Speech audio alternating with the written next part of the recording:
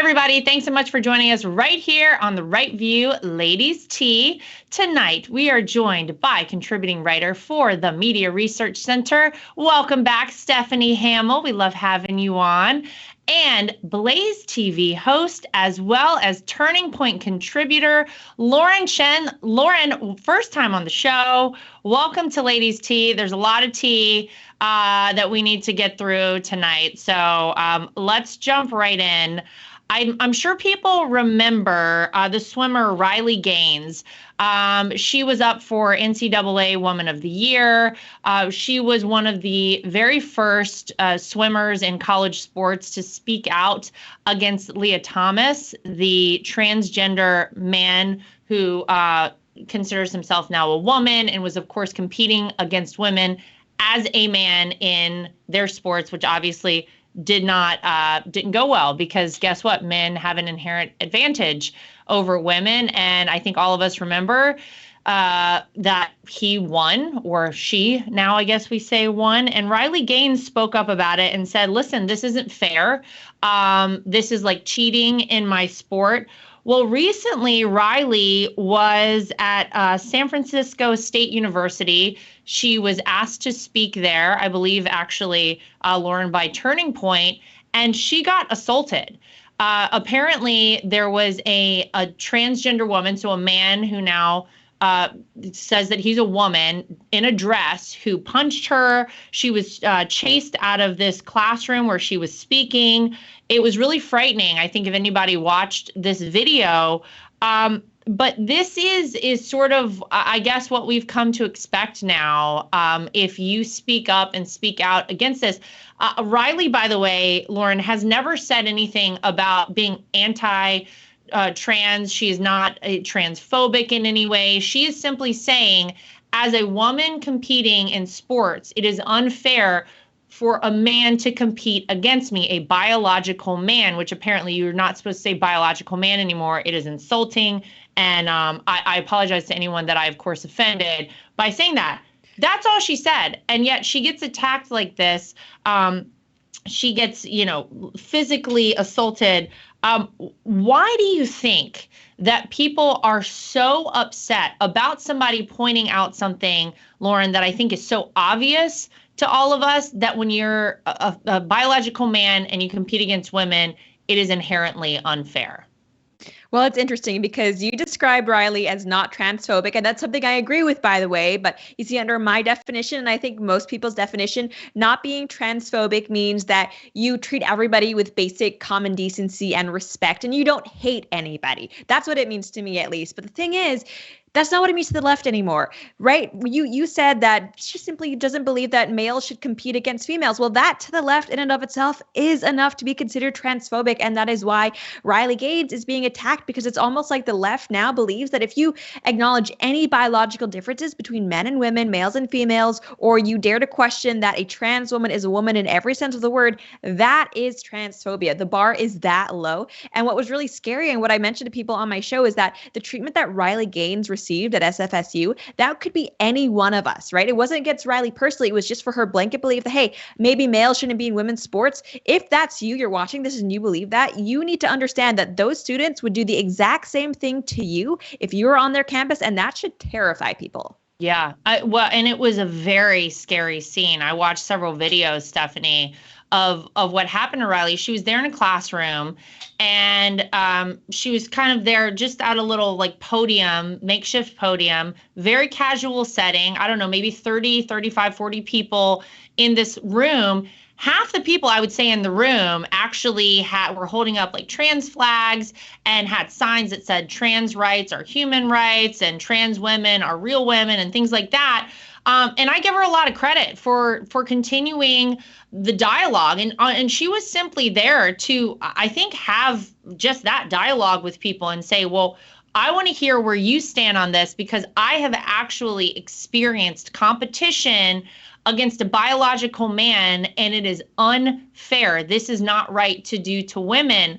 So I give her a lot of credit for standing up there and actually continuing the talk that she was giving in many ways. But all of a sudden, you could hear, by the way, while she was talking, all these people chanting outside, and it was a very aggressive sounding like commotion going on outside. Then all of a sudden, people bust through the door, the lights are turned off, and she's kind of like being chased down this hallway. Apparently, it took 3 hours for them to clear all the people out of the hallway who were screaming obscenities at her, chanting very violent things towards her, and actually inflicting violence on her. It took 3 hours for the San Francisco Police Department to get her out of there. I can't imagine how frightening that must be, to be in a situation like that. So far, no arrests have been made. This individual who assaulted her has not been arrested. She says she will pursue legal action against the people who assaulted her.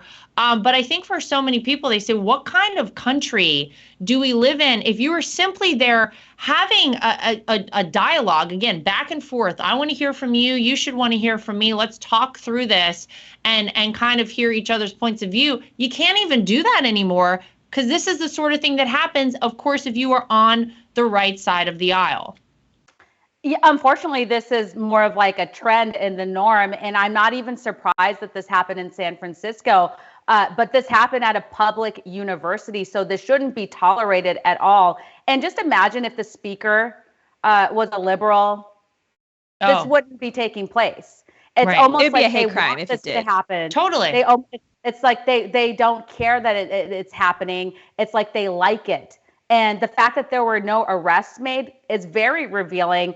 I'm not going to hold my breath that there will be arrests made. There should be. She was says she was punched. I think she said she was actually punched by two male like men, or a man dressed in a women's dress or something like that. So, and you mentioned like the 3 hours that she had to hide out. It was like a hostage situation. It's really unfortunate. And again, these are all the people who claim that they're very tolerant and open-minded, but they're actually not, because if you disagree with them and step out of line or have a different thought, then they completely attack you and think that this type of behavior is okay. I mean, these are the people, this is like the future of our country. And it's so sad that young people are behaving in this manner. I'm not like that old, but when I was in college, this just didn't happen. Yeah. I mean, we didn't have this horrific divide that is going on right now. And I remember that speakers would come from all over the place with different ideas, and everyone would just accept that. And if you don't like it, that's fine, but move on. Don't shut it down. Don't scream them out. Don't get physically violent. I mean, it's not that much to ask. I think that the university should take this much more seriously. And I have a feeling that they probably won't. You're probably right. Go ahead. Sorry, Lauren. I just want to say that Stephanie is so right. Like her, I didn't graduate that long ago, but when I was at USC, I used to go to the college Republican meetings, and a campus of 65,000 people, I mean, probably like 20 of us would show up, and it wasn't a popular thing to be a Republican because it's a college in California, but still, no one assaulted anybody. No one screamed anybody down. And I feel like over the past 9 years, it's just gone completely insane. And what's so frustrating is that it's almost like I think Riley said it herself, the patients are running the asylum. And it's at this point, I don't know who's worse, the woke professors or the students, but I don't know what the right can do to push back, but something needs to be done, because this isn't a tenable thing where, I mean, half of Americans probably aren't welcomed on college campuses at this point because of their political views. Yeah. Well, I mean, I've talked about it before on this show. It happened to me to an extent. I was with Charlie Kirk at my alma mater, NC State. This is, I don't know, like 4 years ago, maybe. And people were very upset that we were there, and really tried to do everything they could, short of assaulting us, which I'm sure some of them probably would like to have done if they would have been able to get close enough to us. But it's kind of crazy. I don't know how we can continue forward in America if we can't have a civilized debate about things. As somebody sent me a video the other day on Instagram, and I've heard this analogy before, but apparently it's true. If you put red ants in a jar and black ants in a jar and just kind of leave them there, they'll get along totally fine. If you put them in together and shake the jar up, they attack each other and they want to kill each other. And it kind of feels like to me that that's what's happening in America right now. Like no one is saying, and especially not Riley Gaines, is not saying I'm anti-trans. I think most people in America, I would say the vast majority of people, no matter what side of the political aisle you're on, want people to be happy. If you are an adult, I want you to do what makes you happy. If it doesn't harm anyone else, you do you. And I think most people probably fall in that category. But it feels like with all of this, whether it's got to do with trans issues, with race, with whatever it might be, there's just a constant attempt to have us at each other's throats. And I mean, Stephanie, to me, it kind of feels like this is all part of a bigger plan. Like they want us to tear each other down. They want us to tear this country down because they want to remake it one day in their globalist image, in the grand scheme of things. And I mean, for so many people, they're like, well, where do we go from here? Are we headed towards a civil war? Are we able to sustain this sort of thing? I mean, it's really frightening to a lot of people. Do you think this kind of thing is purposeful, that there's someone out there that is encouraging this? I would guess China's probably pretty happy we're at each other's throats here in America. Yeah, our enemies are totally supportive and cheering this on. If not, I would imagine that they somehow funnel money into some of these groups that promote this. And there is money to be made in race baiting and division. And we see this, whether it be the leaders of Black Lives Matter, who collected millions and millions of dollars and bought themselves mansions. And, the grift is real and they make money off of it. As for this whole thing with transgender women and men, biological males competing in women's sports, I mean, this is the real war on women. They're erasing women. And as you pointed out, Riley Gaines isn't really a political person. I interviewed her after she lost that competition to Leah Thomas, and she was just bringing up the fact that this is unfair. Men and women are built differently. It's not that we're not equal, we're built differently, and that's just science, if you will. And so, it was even worse because I think they actually kind of tied, and then they gave the win to Leah Thomas, which made no sense. It's really unfair. I'm glad that she's speaking out because she did point out that a lot of her teammates felt this way, and she knows a lot of women and women's sports or women athletes feel this way, but they're afraid to speak out because they don't want to be villainized. They don't want their lives turned upside down. So I appreciate her bravery. I do too. I mean, I hope she continues speaking out because there are a lot of people who I think appreciate it. There are so many people who are afraid. There are people terrified, Lauren, to talk about any of these issues. They are so scared to speak up about it. But I'll tell you one thing, it'll be very interesting to see how the sales for Anheuser-Busch play out over the next month after, of course, they went forward with Dylan Mulvaney as their kind of face of Bud Light. I'm all for, again, Dylan Mulvaney, you can do whatever you want. The thing I think a lot of Americans wonder is like, why is all of this being so thrust upon us? Like, I think back to the old days of the beer commercials where, it was like guys out like driving sports cars or in a bar playing volleyball or like, military, like tough dudes.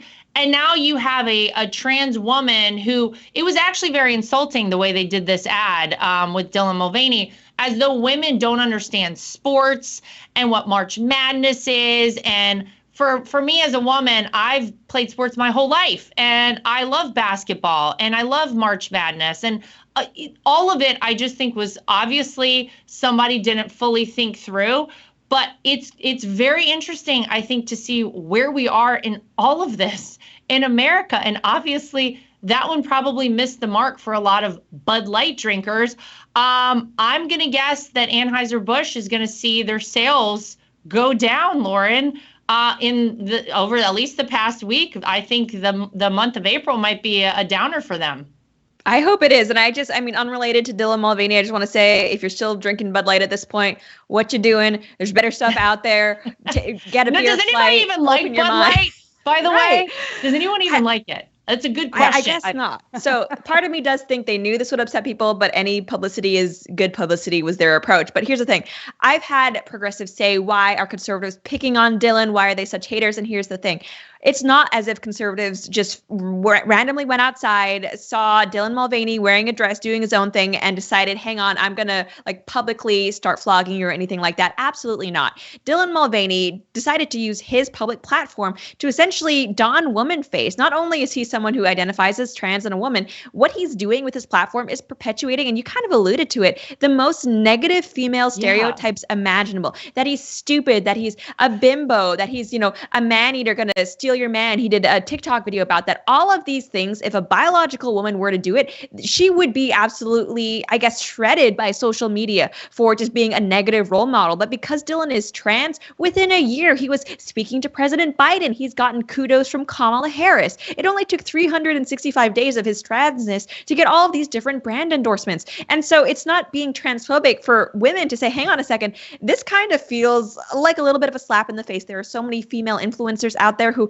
maybe are also political activists. They don't get a tenth of the attention that Dylan does simply for being trans. And not only that, I think we need to mention this is someone who's also supported gender affirming care, i.e. puberty blockers and surgeries for children. So, again, this is not just a random trans person trying to live their lives. He is an activist, and he is promoting very negative stereotypes about women, which I'm not okay with.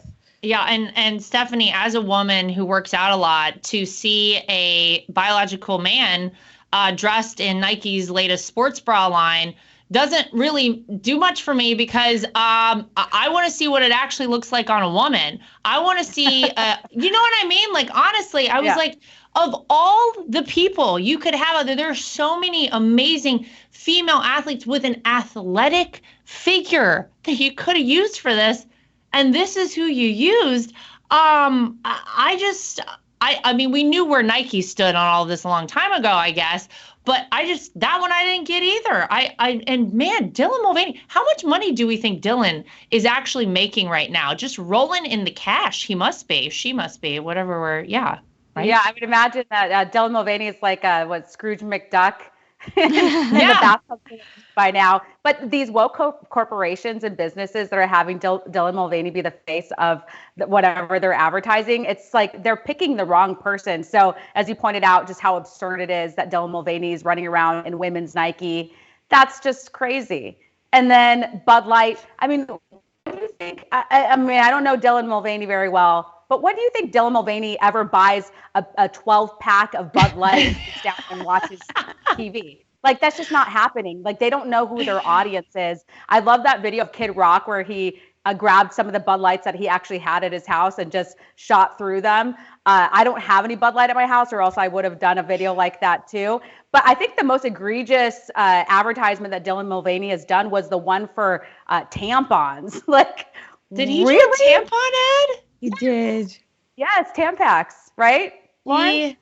That's news to me, but I'm not surprised, because we had the Canadian Cancer Society making sure that trans women who are men, of course, born men, knew that they need to get screened for cervical cancer. So why not have a guy, I guess, advertise for tampons? I'm not sure where Dylan's using those, but okay, that's. There we go. And I've even seen it online. People have estimated based on what other influencers make. I do videos online, but I'm nowhere near his numbers, so I can only imagine. But it's been estimated he makes about $50,000 for each one of these sponsorships. And could you imagine, with the whole Nike thing, if Nike had actually approached someone like Riley Gaines, who is a collegiate athlete who's decorated, but no, they go for Dylan Mulvaney, who is neither an athlete nor a woman. And it's just insulting, honestly. It's so crazy. And here we are. Welcome to Joe Biden's America. We're just a little over 2 years in, and it is a complete disaster. Obviously, this sort of thing, I don't even think 2 years ago we would have thought that we would be here with all of that. I think it's wild, but what a ride we're on, I guess. Obviously, we all recall probably the biggest blunder Joe Biden made his first blunder, of course, the exit from Afghanistan, which, if you ask the Biden administration, ladies, not Joe Biden's fault. Even though he ordered it and he was president when it happened, he is sadly still the president. According to John Kirby, the National Security Council spokesperson, he said that they were very proud of the way we left Afghanistan. I'll remind everyone that 13 U.S. service members were killed. We left $81 billion of high-tech military equipment for the Taliban to utilize. And these are his exact words. For all this talk of chaos, I just didn't see it. Not from my perch. Lauren, I mean, that was the first big mistake. I mean, excuse me, let me take that back. First big mistake was cutting off the Keystone XL pipeline and shutting that down, thereby rendering America, of course, not energy independent anymore, escalating things with Russia and Ukraine, leading to that whole situation. But I think many would argue that that exit from Afghanistan was quite an embarrassment for America and likely gave people like Vladimir Putin the idea that, hey, America looks kind of weak and sad right now. Look at what a big mess that was. Let's go ahead and move forward on this Ukraine situation. I guess I'm shocked by that, but I'm not, because we know that they're not telling us the truth out of this White House or this administration. Absolutely. And I think if you look at the situation in Afghanistan, it just goes to highlight how much stronger foreign policy was under Donald Trump. Under the Trump presidency, it was basically the perfect mixture of diplomacy, soft power, and military power. With the defeat of ISIS under Trump was absolutely something to be very proud of. And I think it went to show that America is absolutely here to maintain peace on the world order, but also they're not going to ramp up these engagements and kind of try to play world police in places where it doesn't make sense, right? And that's something that the Obama administration also blundered with, removing themselves from Iraq in a way that led to ISIS. Trump essentially was the solution to so many of those problems. We saw historic peace deals as well between Israel and the rest of their Middle Eastern neighbors. He was holding NATO members accountable for spending as much as they should be, because it's not fair for Americans to have to bankroll the whole operation. And then you contrast that with what Biden has been doing. A lot of people wanted to get out of Afghanistan, of course, but I think there's something to be said about the method, and just seeing so much of the work that American service members had done in Afghanistan over the years essentially go to waste, with that botched withdrawal. It was not only insulting, but I think it actually weakened America's stance worldwide. And I think it has contributed, like you mentioned, to what's happened with Russia and Ukraine. And the thing is, yes, a lot of people now are not fans of American military support in Ukraine, at least not the amount that we're seeing. This whole situation could have been avoided, though, if only Afghanistan was handled properly. And some people might call me a conspiracy theorist, but with all of the ties that have been uncovered between Biden and China, I would not be surprised if the Chinese were honestly, frankly, also at play here, not just the Russians.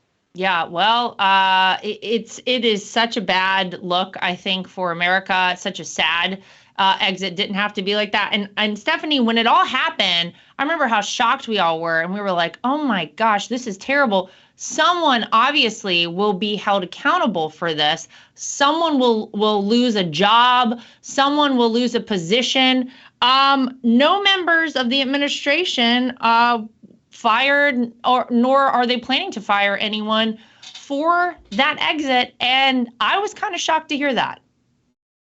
It is quite jaw-dropping, isn't it, that nobody's been held accountable, and the fact that they don't even want to take any accountability for what happened. I was really offended when Biden came out in August of 2021 and said that this was the mission was an extraordinary success.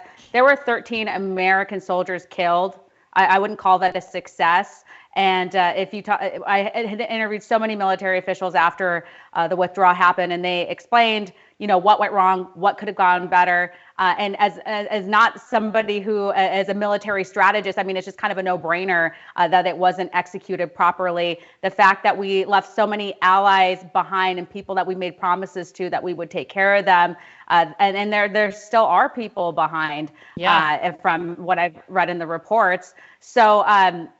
And remember, too, that Kirby was, really excited about the fact that they were able to get people out. But did we get the right people out? Were they able to verify that? They never were, and they never were able to confirm that. So it's extremely concerning. But I guess the biggest takeaway is when they won't admit what happened and where they went wrong, that means we didn't learn from it. So how do we prevent something like this from happening again? Yeah, and John Kirby is a former U.S. naval admiral. So, I mean, you would think that as a veteran himself, he might have some thoughts on this. I assume he got his talking points directly from the White House, and they said, here's how you're going to try and frame this up. Very Karine Jean-Pierre of him, if you will. And I don't think any of us will ever forget the image of the people hanging off the plane when it was taking off. I can tell you all of the military dogs that were left behind. That was a big problem for me and a lot of people. I mean, they were just abandoned there and they were left on the tarmac, literally in their cages. So people came up and opened the cages just to give them or crates rather, to give them a chance to survive. Some of them were recovered, not all of them. Just awful all around, just a terrible, unnecessary way to do things, but a great success if you ask the Biden administration. But obviously we know their political leanings.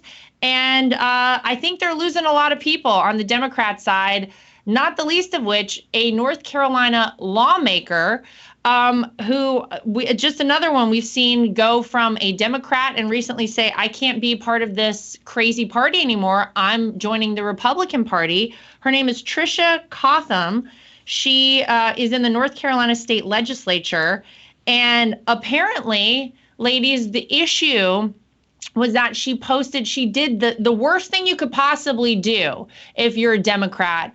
Support America. She posted some sort of a social media post of an American flag. And all of a sudden, they came after her and they said, wait a minute, this is a big problem. We can't have people posting American flags. So she says they were calling her names, coming after her family, and coming after her children. But Lauren, this is not the first we've seen of Democrats converting to Republican and saying, I can't do this anymore. This party left me a long time ago. I'm struggling to think about any time we've seen it go the opposite way and seen a Republican say, oh, this isn't the party for me anymore. I'm going to become a Democrat. That we just don't see that happen these days. And I think there's a reason for it. Right. I mean, I will say there, you do have the Liz Cheneys, the Kinzingers out there who will say, still call themselves Republicans. They still call themselves Republicans, but they're the real Republicans that just, aren't behind the 98% of other Republicans. But no, you're absolutely right. And I feel bad for those traditional blue dog Democrats or perhaps even those Clinton era Democrats out there who, maybe they're for a little bit more government support for, social safety nets and things like that. They're all right with a little bit more immigration, but they still want rule of law. They still want common sense policies, and they have to share a party now with the likes of AOC and Ilhan Omar, who are, just openly socialist, that it leaves them in a really hard place right now. And unfortunately, I think the trend for the Democrats is only going to be going further and further left because that's who the party seems to be catering toward right now. And if you are, a centrist or center left right now, honestly, the Democrats are no more your friends than they are the Republicans, because they've made it very clear that unless you fall in line with all of the agenda, we're talking about trans kids, open borders, you name it, then you will be vilified. And that's really, honestly, they're shooting themselves in the foot come the next election cycle, I think. But I'm just going to let it happen because, I think it's probably a good thing that we're separating the wheats from the tares. If they're going to be insane with their policies, then let voters see that now and other reps now before it's too late. Stephanie, it was the American flag. The American flag. What on earth are we talking about here? Although we do all recall a couple of years ago, there was that New York Times writer, and I think she was an MSNBC analyst or something, who was so offended because she went out to the Hamptons and saw a bunch of American flags, and she was terrified for her safety. Remember that? But I am just, what is it that they want on the left? You can't even post an American flag anymore? Yeah, the symbol that is supposed to unite us. You would think that people would have respect for the flag, and it's sad that we're at a point in this country where, obviously you can do what you want. It's your First Amendment right, but to out loud say that you don't respect your country, you don't respect your flag, that's pretty despicable. And this state lawmaker, she said that the Democratic Party has become unrecognizable to her, and it's true for a lot of Democrats. When I was in college, I was a registered independent. I voted for Democrats. I'd worked on a couple Democratic campaigns. After, I think it was 2015, the Democratic Party was unrecognizable to me. I just completely registered as a Republican and never looked back. I don't see me going back anytime soon, just because they really gone to the left of the left of the left. And the fact that somebody posts a flag on social media or whatever, and they have people coming after them, that says a lot. This is not the party of tolerance as they continue to say that they are. I mean, it is that sort of thing to me. I just find mind-boggling. But what I want to say to Trisha is welcome. Welcome to our party. Welcome to the true party of tolerance and inclusion. We welcome everyone. You don't have to have some kind of woke ideology in order to be a Republican. You just have to love this country and believe in the United States Constitution. And welcome to the Republican Party. We're happy to have you. Maybe she'll join us someday on The Right View. I would love to talk with her and hear her experience. But before we go today, I just want to make sure you ladies know, if you're in the market for a nice art piece, and I use the word nice very loosely, Hunter Biden has some new paintings out. 3 new paintings have debuted. They're a cool $85,000 a pop. You can get yourself a Hunter Biden original. I am just curious, if you walked in, Lauren, to someone's home and you saw this piece of artwork on the wall and you said, oh, who is the artist of that? And they said, oh, that is a Hunter Biden piece.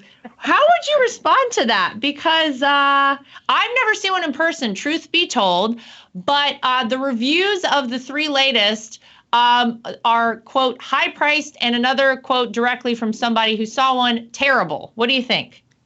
I mean, I'm not an art critic and I don't pretend to be, but at the same time, I find it offensive to the eyes. Is there some sort of way that we can, use Hunter Biden paintings as payment toward Ukraine, since they're apparently so valuable? Is that a thing that we can do and everybody's happy? Yeah. No, I mean, it's kind of hard for me to take any of this seriously. I will say, though, because I don't want to be a negative Nancy, I appreciate the hustle. Right. Clearly, there's something, I would say, more here going on. So, if the man can get paid $85,000 for whatever he's actually doing in exchange for these paintings, then, hey, bring home the bacon, I guess. But Stephanie, that's the real question. What is it that people are paying $85,000 for? His art pieces, by the way, have ranged in price from $75,000 to $500,000. Apparently, he has sold 12 of them, and House Oversight Committee Chair James Comer is 95% sure that all of those 12 paintings went to Chinese buyers. So what do we really think is going on with Hunter Biden's art pieces? Maybe Lauren has a point. Maybe this is, hold on, my mic's going out. Maybe Lauren has a point. Maybe this is a way that he can get his money from China, that Hunter Biden can say, hey, listen, I sold art there. There's nothing to see here. What do you think? Yeah, this is just a huge scam. The Hunter Biden thinks we're stupid. The Bidens think we're stupid. And the White House also thinks we're all stupid. Originally, they said they would disclose who Hunter Biden was selling his paintings to. And if they were legit purchases, we have the right to know, because we want to know, is there some sort of influence peddling going on here? Are these Chinese buyers or whoever is buying from around the world, do they have some other interest other than Hunter Biden's art? And again, I'm not an expert in art. I've seen some of the doodles and paintings he's had just on some of the news reports. Nothing super impressive, but the fact that some of his artworks were selling for more than a Pablo Picasso, I mean, it's just so outrageous. You have to laugh, but it's also just very sad because, again, we know what's going on here and nobody really wants to speak out against it on his side. They should be calling it out. Where's the media? Where are all these people, talking heads, to talk about the corruption that could potentially be going on here? If you or Don Jr. were selling art pieces for $500,000, don't you think they'd have a question about that? I do. I mean, imagine I sold a piece of art to somebody in Russia for $50, right? Everybody would be absolutely losing it. It would probably be headline news. People would be very upset by it. By the way, my son, I posted on Instagram, an Instagram story the other day of my son's leprechaun that I don't even know why he was drawing a leprechaun still at this point in school, but he came home from school the other day with a leprechaun drawing he had done. And I was like, oh, that's not bad. The leprechaun was like standing in the pot of gold. He's 5. So I'm one of those parents now. I'm like, oh my God, he can actually draw figures that like resemble something. Very proud. If anybody wants to offer me anything for it, let me know, because a Luke Trump piece, I don't know. There would be years and millions of taxpayer dollars sent into, I guess, some sort of investigation and oversight committee. And it's a joke to pretend that wouldn't be the case. Totally. By the way, I pay our kids, if they like take the trash out or do a chore, we give them a quarter for it. So I'm just going to let everyone know, you could get this thing for a real steal. You offer him $1 and he will take that all day long. Just saying. Well, Stephanie and Lauren, thank you for joining us tonight on this episode of Ladies Tea here at The Right View. Very, very fun conversation. More to talk about next time, I'm sure. And for everybody at home, as always, make sure you subscribe, like, share so that we can keep this show going. And until next time, we'll see you back here for more of The Right View.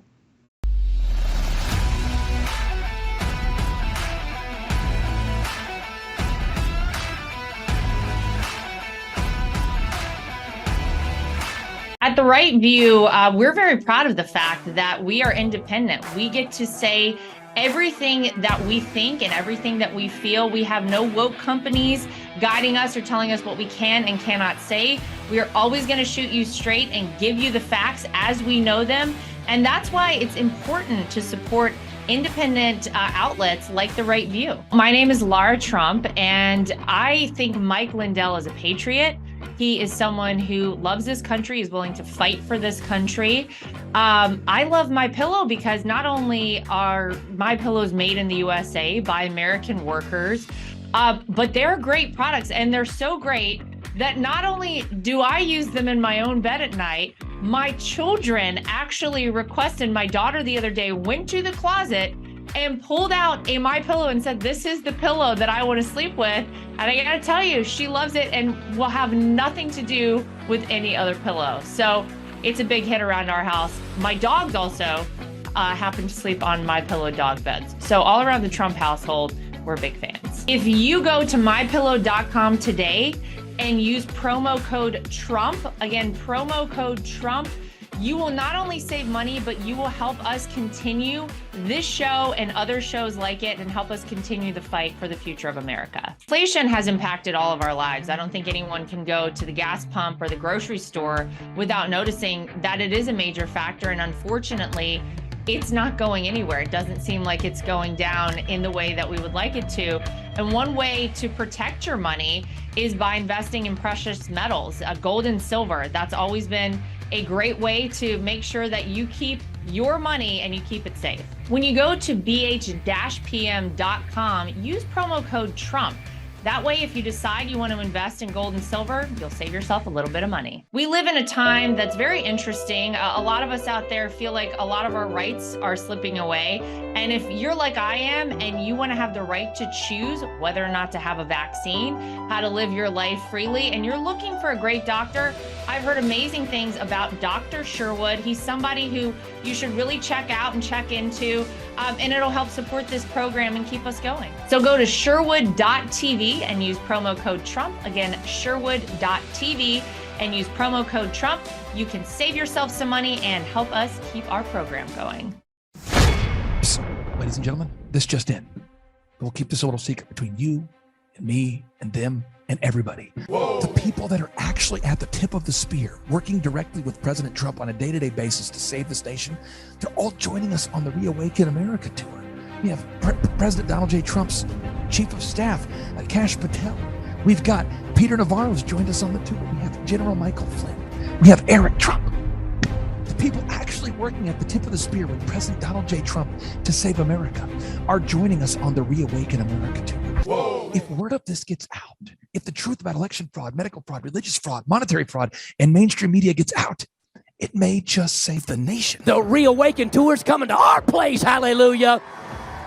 It's gonna be lit. It's gonna be lit. Yeah, it's gonna be lit. Wide slam open.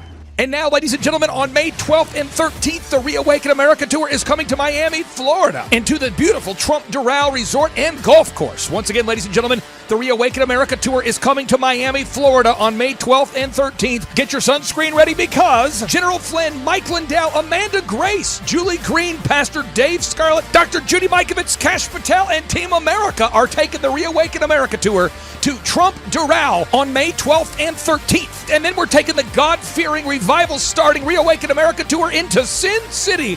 Yes, ladies and gentlemen, we are taking the God-fearing Reawaken America Tour to Las Vegas, Nevada on August 25th and 26th. General Flynn and Team America will be taking the Reawaken America Tour to Las Vegas, Nevada. And the Patriots will be staying together at Trump International Hotel, Las Vegas, located at 2000 Fashion Show Drive, Las Vegas, Nevada, with zip code 89109 if you want to send them a letter. And yes, Alex Jones will be live and in person at the Reawaken America Tour, Las Vegas, Nevada. Once again, ladies and gentlemen, put it on your calendar. Get those tickets right now. August 25th and 26th. Eric Trump, Dr. Peter McCullough, Mel K, Dr. Stella Emanuel, Owen Schroyer, Alex Jones, Seth Holhouse, Pastor Mark Burns, Pastor Leon Benjamin. We're all taking the Reawaken America Tour to Las Vegas, Nevada, ladies and gentlemen. Las Vegas, Nevada. And that's going to be August 25th and 26th. Thus far on the Reawaken America Tour, we've featured Dr. Dave Martin, the late great Dr. Vladimir Zelenko, Charlie Kirk, Donna Clement Petruska, Sean Foyt, Karen Kingston, Chad Prather, Robert F. Kennedy Jr., Dr. Alan Keyes, Mickey Willis, Roger Stone, Dr. Richard Bartlett, and hundreds of patriotic speakers that you know, including Del Bigtree, Thomas Renz, Sidney Powell, Jim Caviezel, Donald J. Trump Jr., Peter Navarro, Klaus Schwab, Yuval Noah Harari, Bill Gates, and the godless globalists have their annual meeting called the World Economic Forum at Davos. But we that reject the Great Reset have the Reawaken America Tour coming to Miami, Florida, and coming to Las Vegas, Nevada. Get those tickets at time2freeamerica.com. That's time2freeamerica.com. We have scholarship pricing to make these events affordable for everybody. Every Reawaken America Tour event has sold out, so request those tickets today at time2freeamerica.com. That's time2freeamerica.com. Or for faster service, you can send me a personal text to 918-851-0102. That's 918-851-0102. And to be bilingually sensitive, that's 918-851-0102. We hold these truths to be self-evident. All men and women created by the go. You know the thing. We will shut you down. We will cite you, and if we need to, we will arrest you and we will take you to jail. Period. I wasn't thinking of the Bill of Rights when we did this. But no amendment to the Constitution is absolute. God actually spoke to me. He spoke about sacredness. He said to me, Kim, what I place in many, many people is sacred. And if anybody touches what is sacred to me, then it is the end for them. So what I've done in the United States of America is sacred. And there are people on every side that are trying to destroy what I deem sacred. And it's not going to happen. This is the definition of criminal conspiracy, racketeering, and collusion. This is not a theory. This is evidence.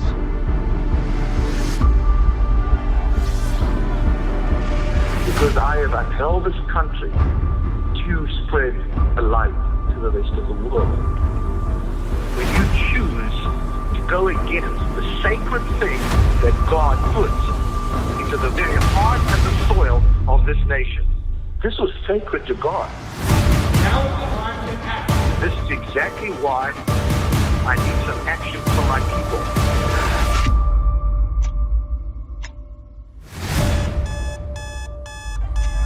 Hello, everybody. It's an honor to be with you.